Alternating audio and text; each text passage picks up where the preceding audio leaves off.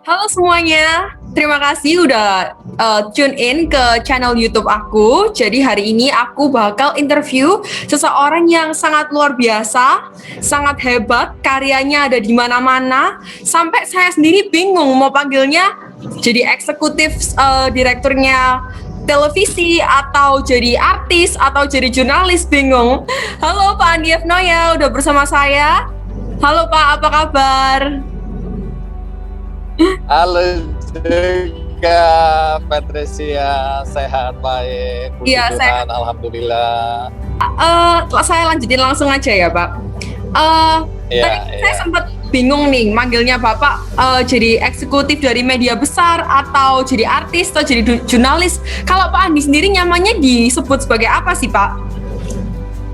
Aku lebih senang, bangga dan lebih tepat kalau disebut jurnalis. Kalau selebriti, artis yang enggak ada karya, enggak ada karyanya. Jadi aku ini wartawan, tapi kebetulan pemandu acara, host acara Kick Candy, dan sekarang founders dan CEO dari benihbaik.com. Tapi aku lebih suka disebut jurnalis. Jurnalis ya Pak ya. Nah, mungkin bisa sedikit cerita nih Pak, gimana sih Bapak mengawali karir tersebut? Kok bisa sampai ada Pak Andi yang sekarang dikagumi oleh banyak orang ini? Yang ngagumin aku cuma istriku yang lain. Jadi sebenarnya jadi jurnalis ini adalah cita-cita sewaktu kecil ya. Cita-cita ini berangkat dari guru kelas 4 SD di Malang, Ibu Ana namanya. Oke. Ibu Ana yang menemukan talentaku dalam menulis. Waktu itu dia melihat mata pelajaran ngarangku bagus sekali, 910, dia bilang profesi yang tepat itu jadi wartawan. Walaupun aku dulu merasa atau dengernya itu hartawan gitu loh, ternyata wartawan maksudnya.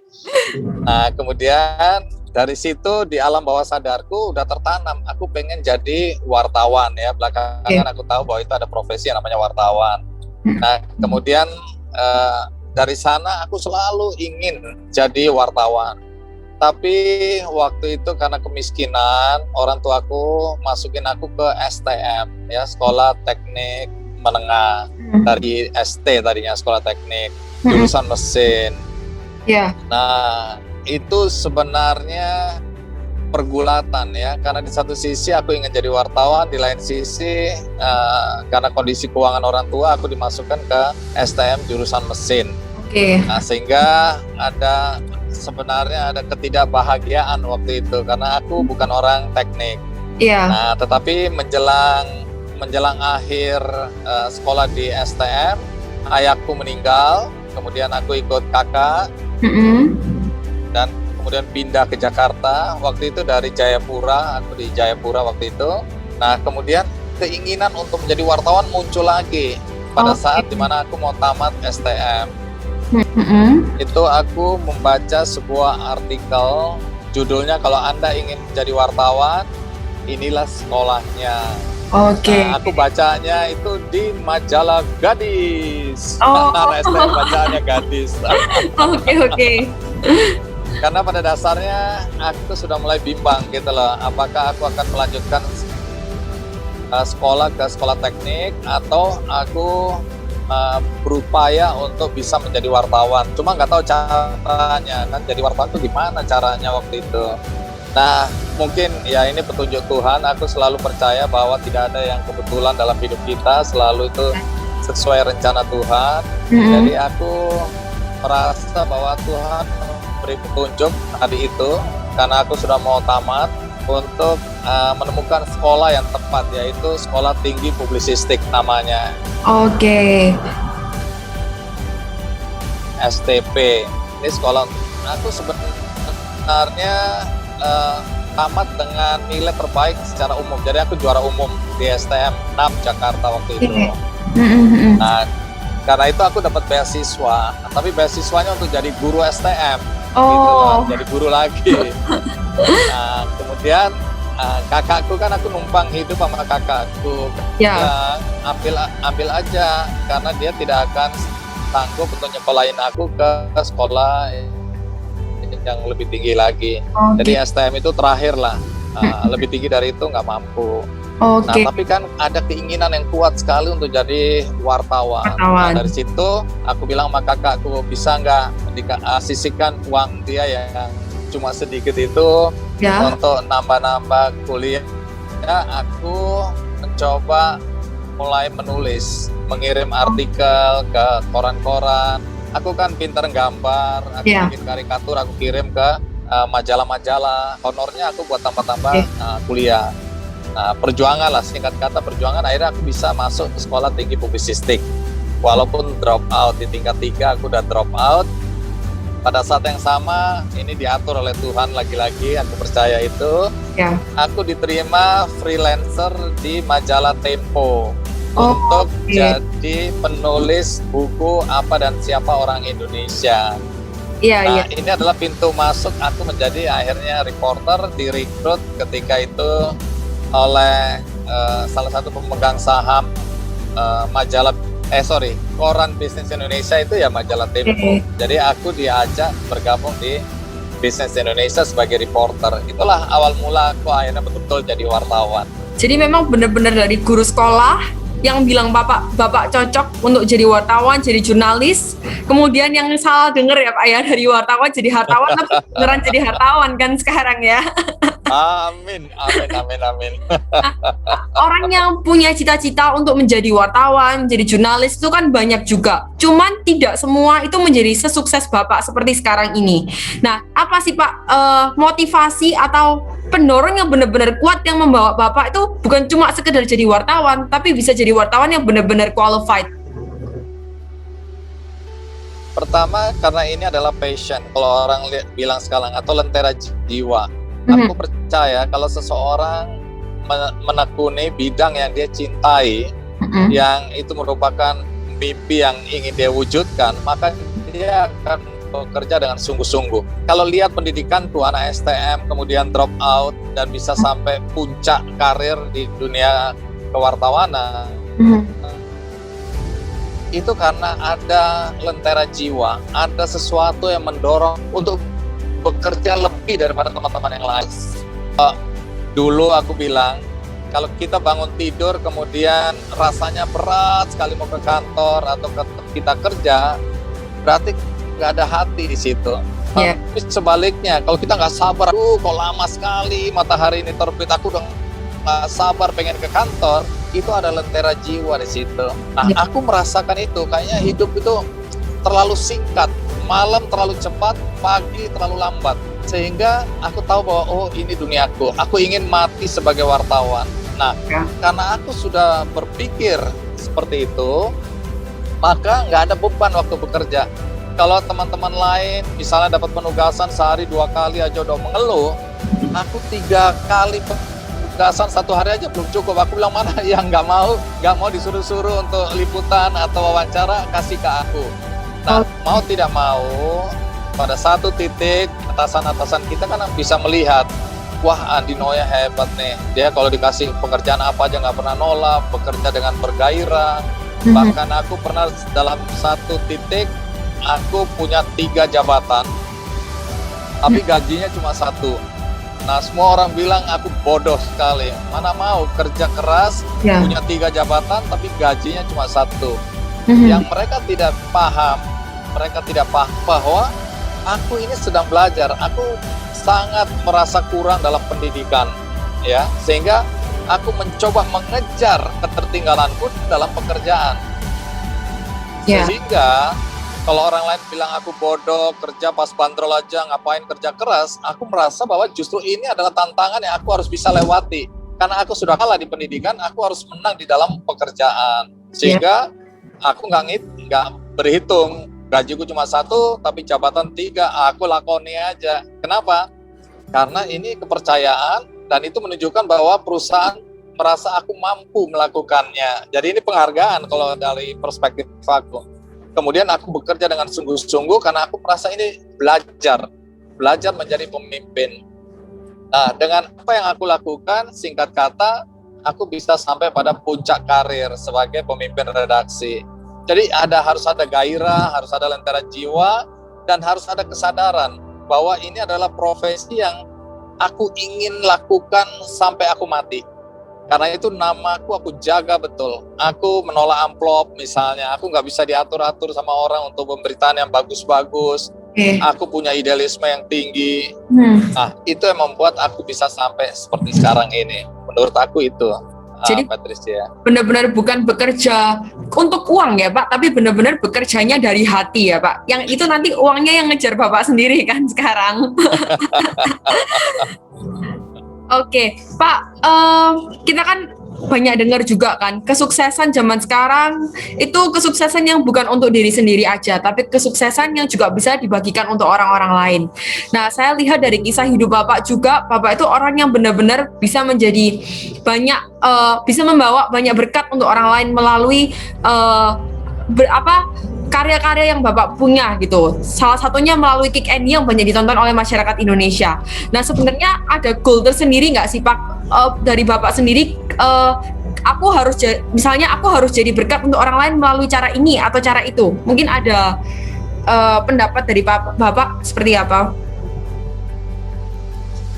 Ya, awalnya tentu aku tidak menyadari ya bahwa hidupku ini bisa seperti sekarang ini. Yaitu bukan untuk aku lagi, tapi bisa juga untuk orang lain. Nah, awalnya aku merasa bekerja sebagai wartawan itu pekerjaan yang aku impikan, yang aku cita-citakan, ya.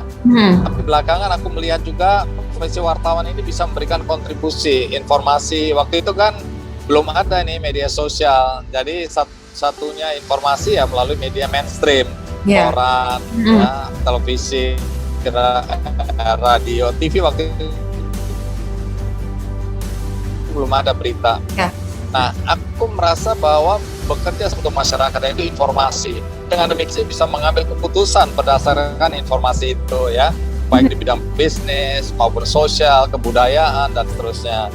Nah, tetapi ketika aku memandu acara Kick Andy, aku menyadari bahwa profesi ini bisa lebih daripada sekedar memberikan informasi.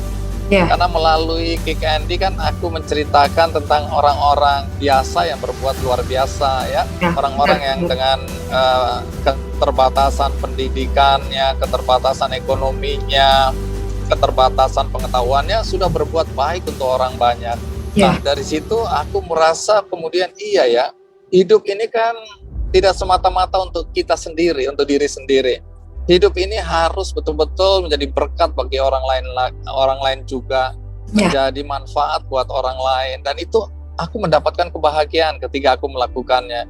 Jadi aku belajar tentang hal ini ketika aku memandu acara Kick Andy. Itulah sebenarnya awal mula kenapa aku merasa iya ya, hidupku ini kan dulu miskin ya, aku susah sekali. Aku merasa 40 tahun sejak lahir aku kok menderita hidupnya. Nah, ketika aku bisa berbuat sesuatu, aku ingin berbuat agar orang-orang lain tidak merasakan penderitaan seperti yang aku rasakan, terutama anak-anak, karena aku lebih menderitanya ketika masih anak-anak dulu. Nah, dari situ aku bilang, ya hidup ini kan cuma sekali, jadi harus berarti. Ya, benar banget Pak, karena mungkin banyak sekali anak-anak di luar sana yang merasa, oh aku dari keluarga yang seperti ini, rasanya nggak mungkin lah aku bisa mencapai cita-citaku yang seperti ini, tapi nothing is impossible ya Pak ya. Nah, setuju. Lihat dari perjalanan Bapak yang begitu panjang, yang begitu berliku-liku juga, Bapak kan sudah sempat Tunggu. Patricia, waktu kamu bilang perjalanan hidup yang begitu panjang, itu artinya kamu mau bilang aku sudah tua kan? Enggak dong, kan walaupun usianya lebih tua dari saya tapi jiwanya tetap muda kan. Iya wes, makanya intinya kamu mau bilang perjalanan begitu panjang karena Pak Andi sudah tua. Pengingat cerita di Kick Andy, karena waktu awal-awal Kick Andy berdiri 15 tahun yang lalu, itu trennya penonton di Indonesia lebih suka telenovela, lebih suka gosip-gosip ya, infotainment seperti itu, lebih suka lebih suka yang kriminal itu kan ratingnya tinggi. Nah, tapi faktanya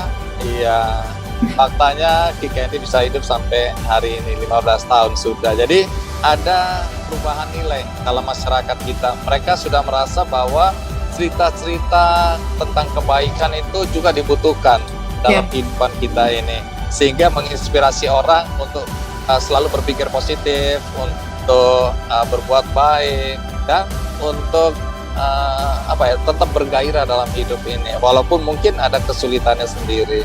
Itu sih. Iya, benar-benar banget Pak. Jadi dari Kick Andy tersebut, Bapak bertemu dengan banyak sekali orang-orang yang juga bisa membawa nilai plus, sehingga Bapak juga membentuk suatu platform ya Pak ya, namanya Benih Baik, untuk membagi kebaikan banyak-banyak orang. Nah, bisa diceritain nggak sih Pak, kan motivasinya mungkin melihat orang-orang yang sempat menjadi narasumber Bapak di Kick Andy, selain itu apa sih Pak tujuan Bapak, goal lainnya yang membuat Bapak, oke, aku mau mendirikan Benih Baik ini? Iya, ini kan berangkat dari Kick Andy Foundation sebenarnya. Jadi banyak orang yang mungkin tidak tahu bahwa di belakang program Kick Andy ini ada Kick Andy Foundation. Kick Andy Foundation ini lahir kira-kira 13 tahun yang lalu. Nah, itu gara-gara di acara Kick Andy aku mengangkat cerita tentang Buyung, anak dan ibu yang tidak mau mengemis, walaupun dalam kondisi susah, buta, tapi mereka punya dignity ya, punya harga diri. Nah, aku angkat cerita ini supaya orang-orang lain tidak kekurangan fisiknya untuk mengemis. Nah, ketika diangkat di acara Kick Andy, ternyata responnya luar biasa. Banyak sekali orang yang kemudian ingin menolong Buyung dan ibunya. Akhirnya terkumpullah, singkat kata terkumpullah 200 juta, kita belikan tanah, rumah, sisanya kita tabungkan untuk masa depan Buyung dan ibunya. Nah, dari situ aku merasa bahwa ternyata sebuah program televisi itu bukan saja bisa menginspirasi, tapi juga bisa mendorong orang untuk bertindak nyata, berbuat langsung untuk menolong sesama. Nah, lahirlah kemudian Kick Andy Foundation. Kegiatannya ada bagi-bagi buku tentu untuk sekolah-sekolah miskin, taman bacaan masyarakat. Kemudian ada juga sepatu sekolah untuk anak-anak miskin di seluruh Indonesia, ya, 1 juta sepatu untuk anak Indonesia namanya. Kemudian kami bagi-bagi bola sepak untuk klub-klub miskin, anak-anak di daerah, di kampung-kampung. Kemudian operasi katarak, karena itu kan ketua Komite Mata Nasional. Kemudian ada operasi sumbing, bibir sumbing, dan macam-macam kaki palsu termasuk yang kami bagikan.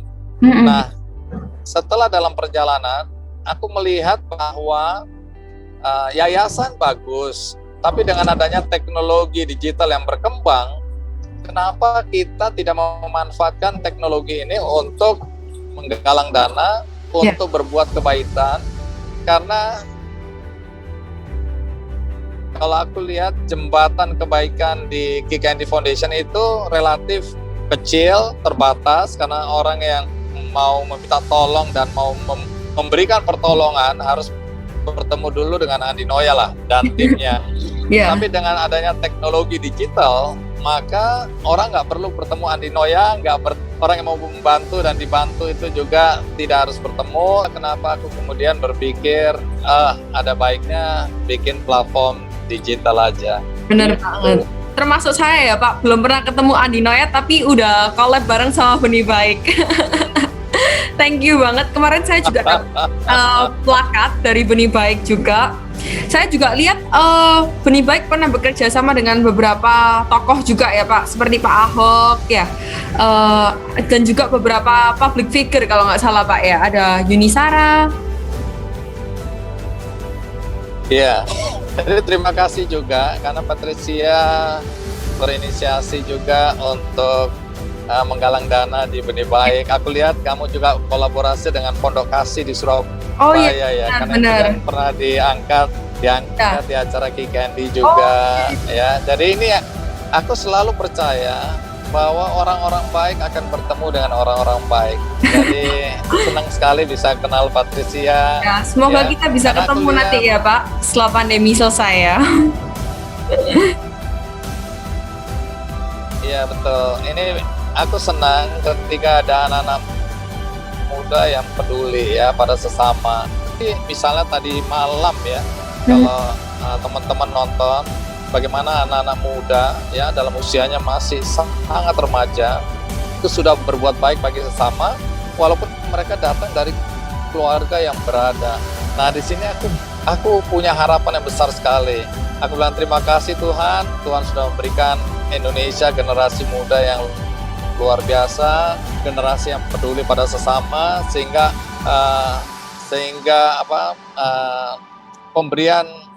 sehingga hasil riset British Aid Foundation itu sangat dermawan. Nah, sebagai bangsa yang dermawan dan dengan semangat yang gotong royong, aku yakin bahwa Indonesia ke depan akan menjadi negara yang besar dengan generasi muda seperti Patricia yang luar biasa. Amin, amin. Jadi aku berterima kasih pada Tuhan. Iya, pesan-pesan untuk generasi milenial supaya mereka bisa menjadi generasi bangsa yang lebih baik lagi. Iya, awalnya aku melihat ada tren yang luar biasa dari anak-anak muda ini untuk